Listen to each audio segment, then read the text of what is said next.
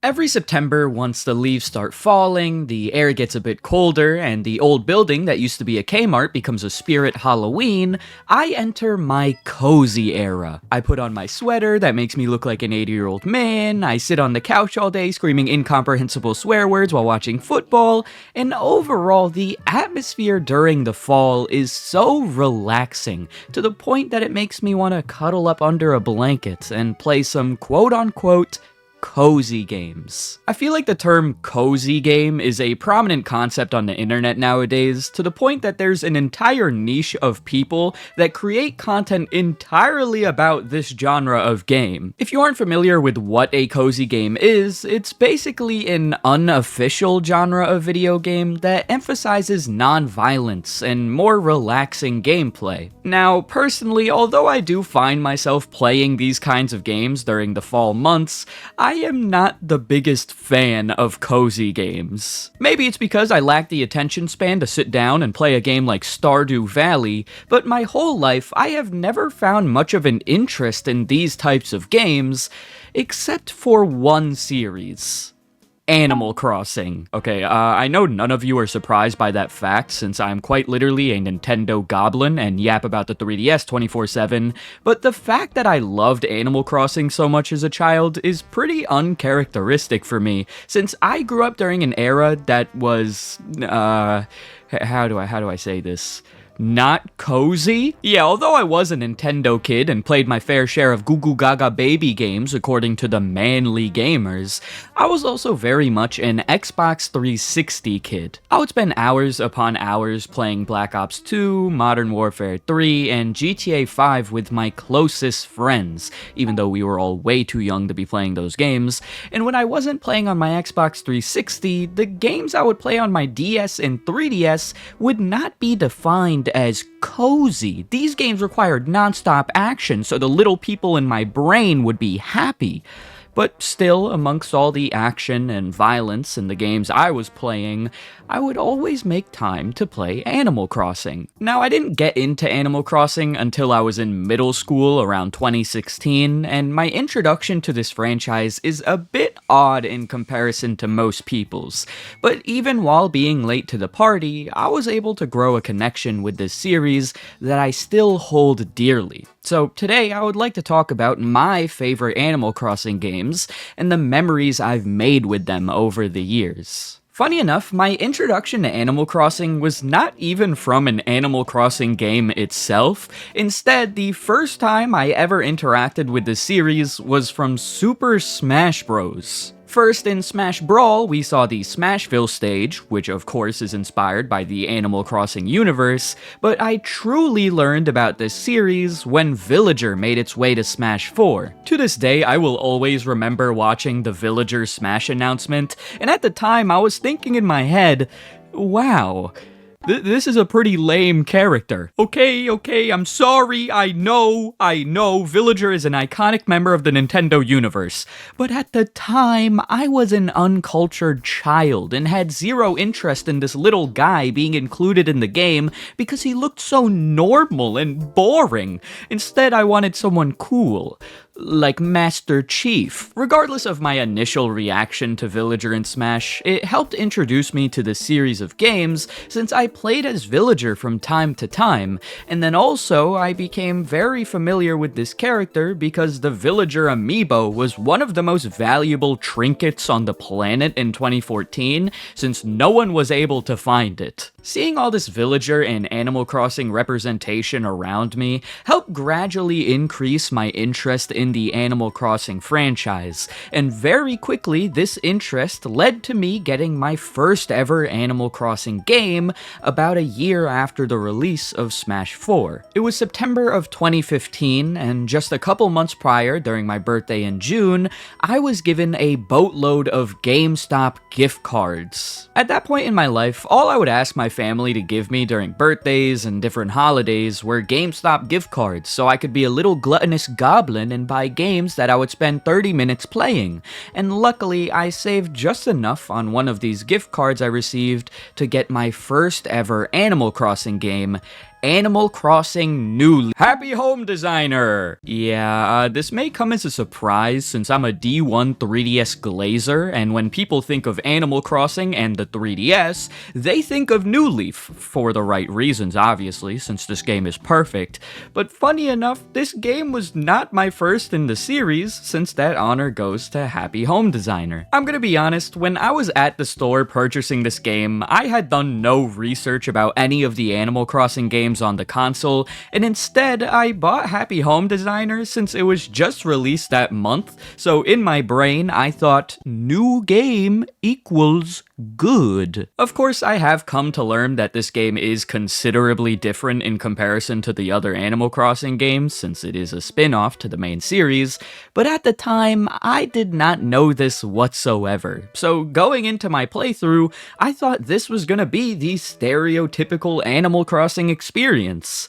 And oh, was I wrong. Unless you're illiterate, it should be pretty easy to realize that Happy Home Designer is about designing homes happily. In this game, you work for Tom Nook and his company Nook's Homes, and the goal throughout the game is to design houses for new villagers that are moving into the town. And as each day passes by and you continue to design homes, Main Street will become more and more lively. Admittedly, I did not like this game when I first played it, and in all honesty, I thought it was a bit boring. For Baby Lions, the gameplay did not provide enough sensory overload and wasn't causing the tiny gears in my head to rapidly spin. Instead, it was super simple. All you did was wake up, get assigned a house to design, then you would design the house, come back to the office, and write a report about what you just did. Looking back on this gameplay as an adult, it kind of gives me anxiety since it almost reflects my current 9-to-5 job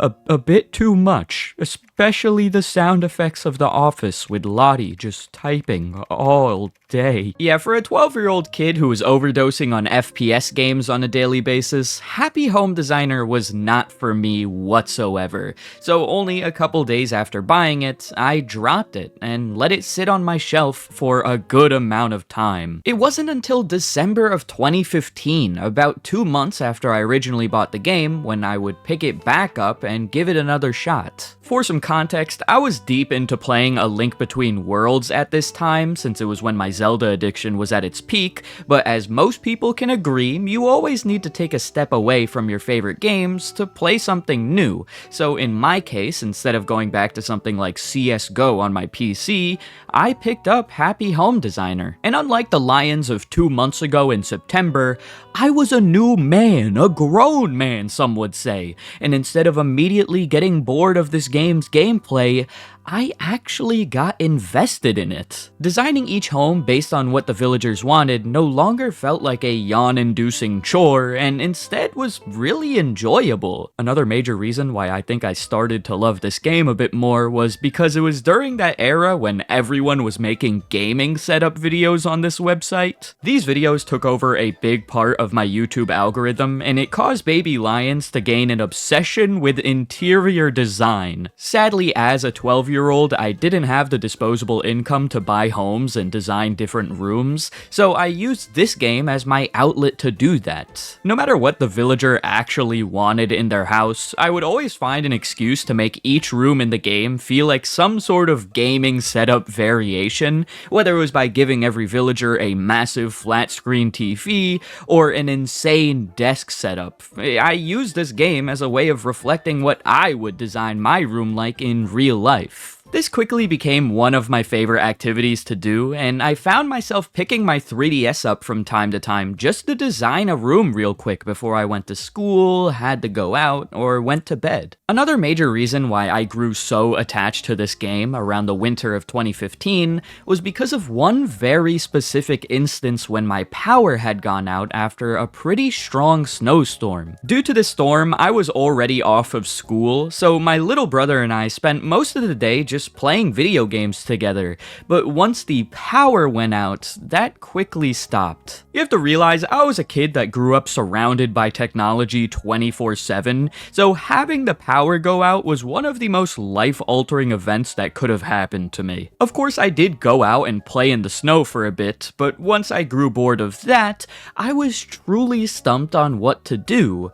But after a while, I found myself on my 3DS just shuffling between different games until I picked Happy Home Designer up and was immediately hooked. I spent the entire rest of that snow day cuddled up on the couch in my living room playing this game, and to this day I will always look back on this moment and moments like it to be some of the best from my childhood. I will say that Happy Home Designer is not the best Animal Crossing game out there, and having replayed it recently in preparation for this video, I wouldn't even put it in my top 5 best games in this series, but as most people can agree, nostalgia is a very strong thing, and the memories I built with this game helped outweigh any of the actual negative things I have to say. Also, we can't go on with this video without mentioning the soundtrack, because Sui Mama, oh my god, it was so good! Speaking of soundtracks, I think it's time we talk about the second Animal Crossing game that I ever bought, and the game with arguably the best soundtrack in the series, fight me if you disagree, Animal Crossing New Leaf. After initially playing Happy Home Designer around 2015 to 2016, I realized two very prominent things. First of all, I really like Animal Crossing, but second, I still had not experienced what Animal Crossing truly had to offer, since I spent all of my time playing a spin-off. Don't get me wrong, I loved playing this spin-off, but once I learned more about this series of games, I knew that there was so much more for me to do outside of just designing houses. So with these facts in mind, I knew that I wanted to buy another Animal Crossing game, and the most obvious choice was gonna be Animal Crossing New Leaf, since it was not only on the 3DS, but because it was so popular. Like most of the games and franchises that I was into in middle school, I started watching a ton of YouTube content about Animal Crossing, and once I actually dipped my toes into this fandom, I realized that I was missing out by not playing New Leaf. So in August of 2016, I picked up Animal Crossing New Leaf from my local Walmart. But not just any Animal Crossing New Leaf, instead I got the Nintendo Select version. If you somehow don't remember Nintendo Select, click off this video because you are probably way too young. Nintendo Selects were marked down versions of popular Nintendo games and usually brought the price of titles down from $49.99 all the way down to $19.99. This program as a whole was perfect for someone like me, since there were so many popular games I wanted to play as a kid, but couldn't spend $50 on each time. So having that $19 entry point with the Nintendo Select versions of the game were an absolute lifesaver. I honestly wish Nintendo would bring back the Select program, but we all know that's not happening. Even if this program never returns, I will forever love it, since with the help of Nintendo Select, I was able to play so many of my favorite games today, such as Animal Crossing New Leaf. As for my first time playing New Leaf, I don't want to exaggerate here,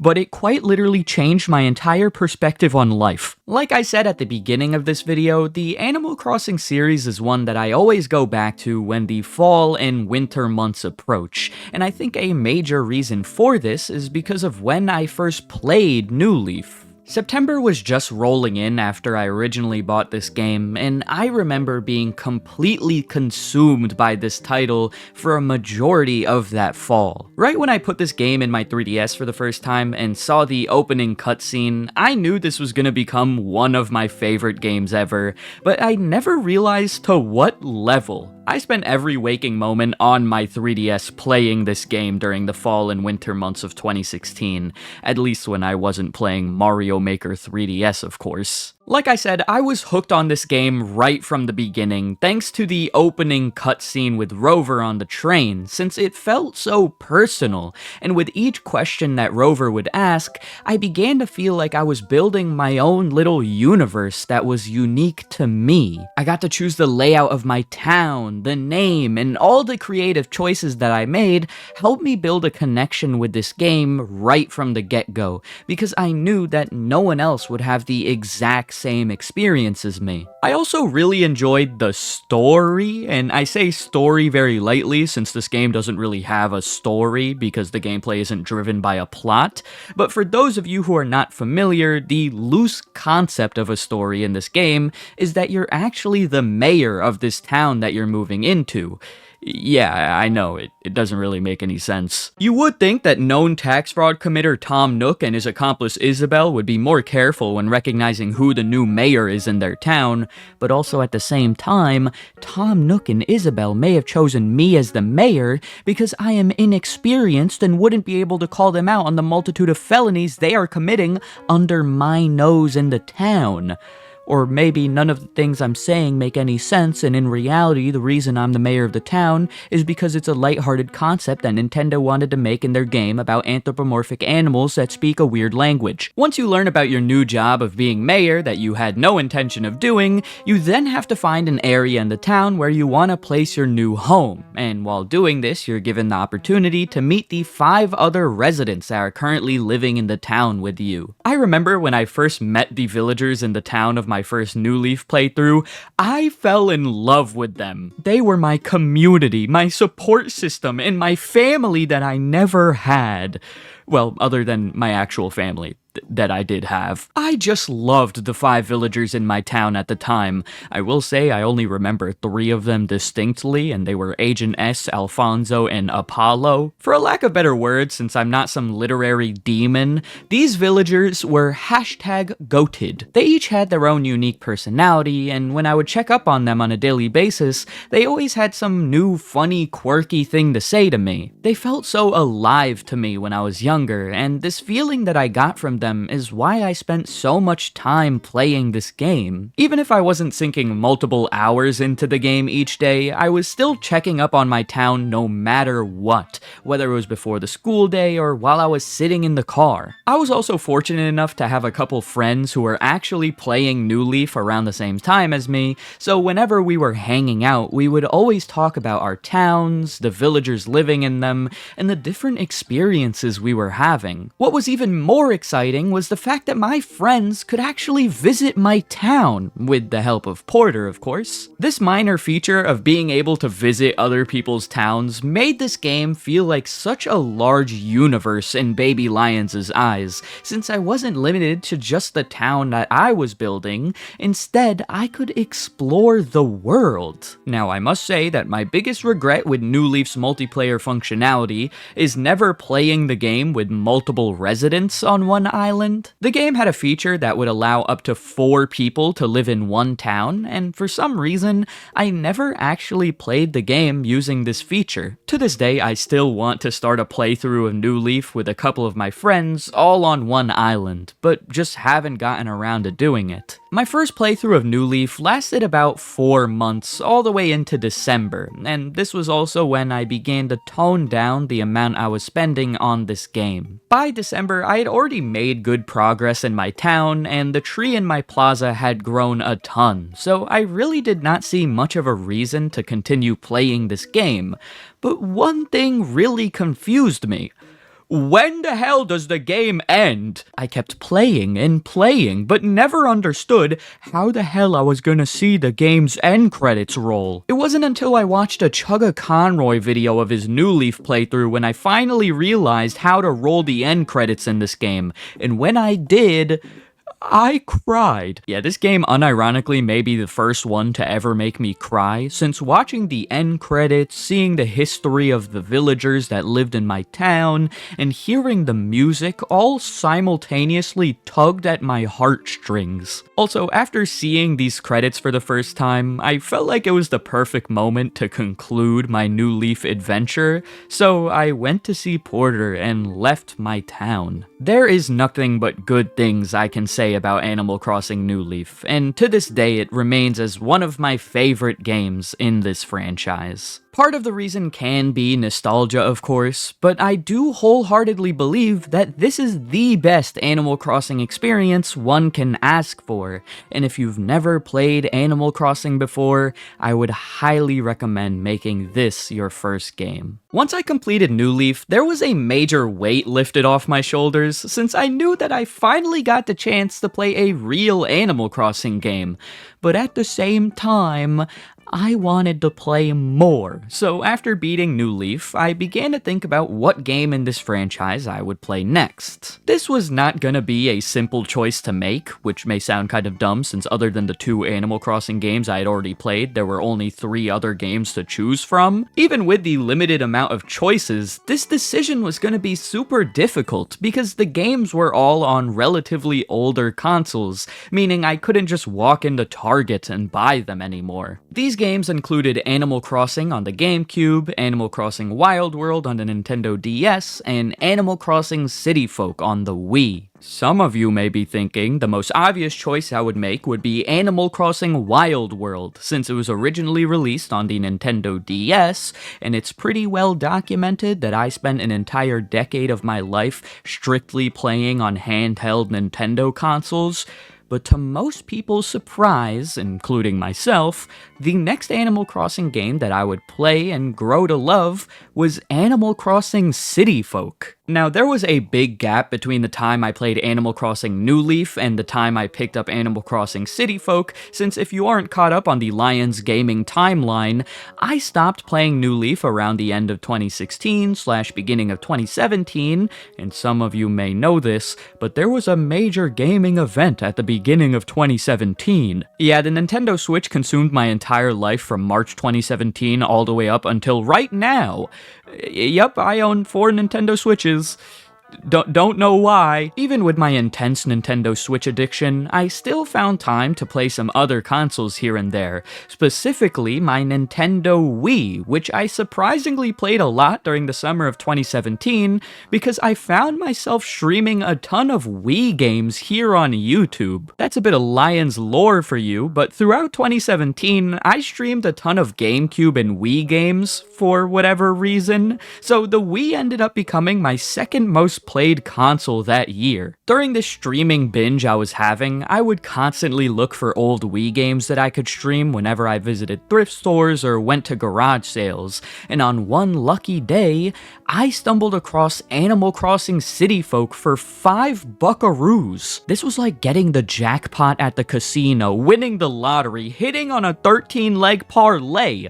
Finding City Folk felt like my destiny, so you best believe I bought that game and dedicated my life to it. When I wasn't playing Splatoon 2 that summer, I was sinking hours into City Folk, and I quickly fell in love with the charm that this game had. Funny enough, City Folk is actually considered one of, if not the worst, main entry Animal Crossing games, mainly due to the fact that it was so similar to the GameCube entry, and people felt that it didn't provide any new or original concepts. But 14-year-old LaiyenZ did not care about these negative reviews one bit, since I was having a good time with the game, and also I didn't ever read any reviews. I feel like this is a universal concept for many people, but when I was younger, game reviews never really mattered, since I never found myself reading them when I got a new game, and instead my opinion on whatever title I was playing would be solely dependent on whatever experience I was having. And these experiences were not limited to just the gameplay, as I've highlighted throughout this video,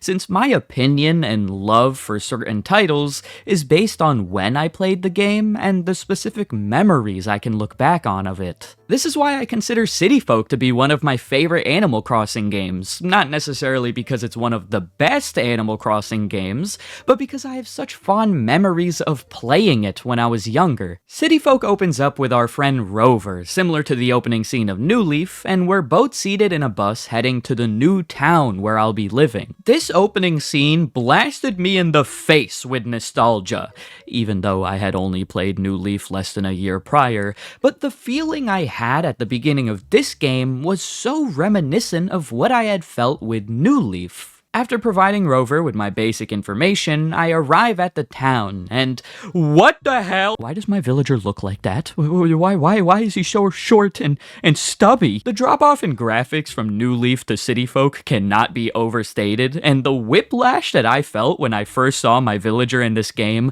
was enough to make me collapse on the spot.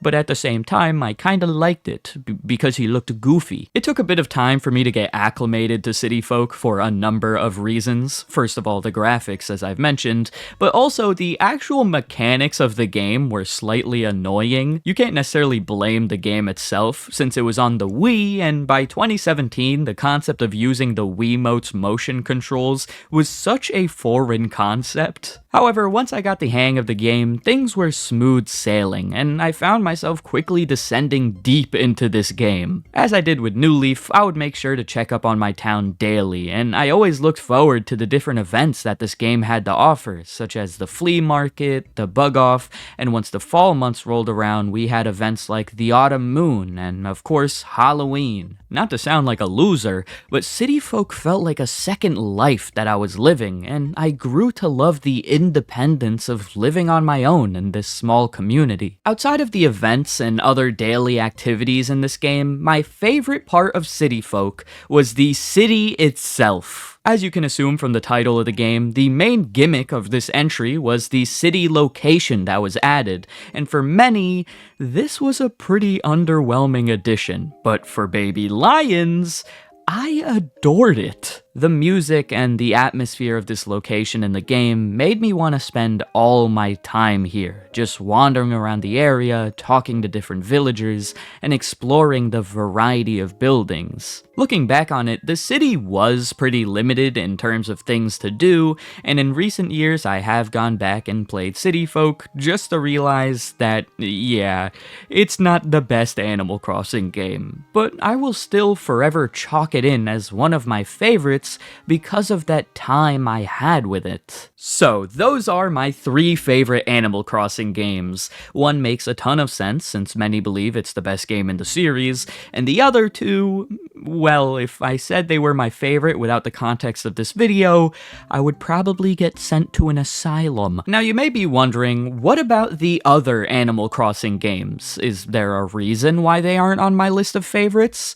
Well, no, not really. It's just I never built much of a connection with them. After playing City Folk for the first time, I took a small break from Animal Crossing for a number of reasons. First of all, the other games in this series were not easily accessible to me since the resale prices for both games were out of my price range. And then also in 2018, Nintendo announced that a new game in the series was being developed for the Switch. In the back of my mind, I thought, hey, I'll just wait for this new game, since Nintendo originally claimed that it would be released in 2019, which we would all learn was a complete lie. This game that they announced was in development in 2018 and would be released in 2019 would not even have an official reveal trailer until E3 2019, where we would finally find out that this game would be called Animal Crossing New Horizons. And after even more waiting, we finally got the game in 2020,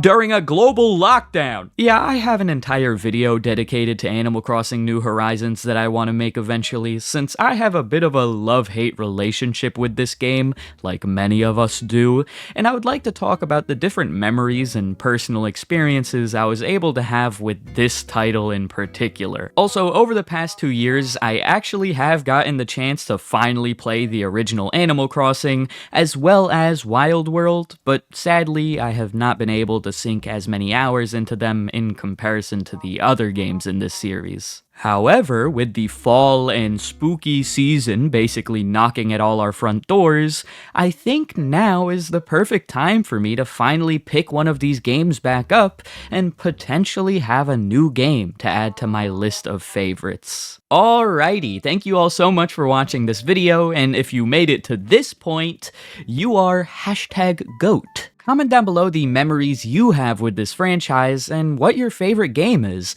Also, follow my socials like Twitch, Twitter, and Instagram, specifically my Instagram since I'll be posting about my Japan trip I'm going on soon. If you don't have Instagram, don't worry, I will still be posting content about that trip here on YouTube, so look out for that. And also, make sure to subscribe since bigger number equals better person. Okay, thank you all again so much for watching, and I'll see you all eventually.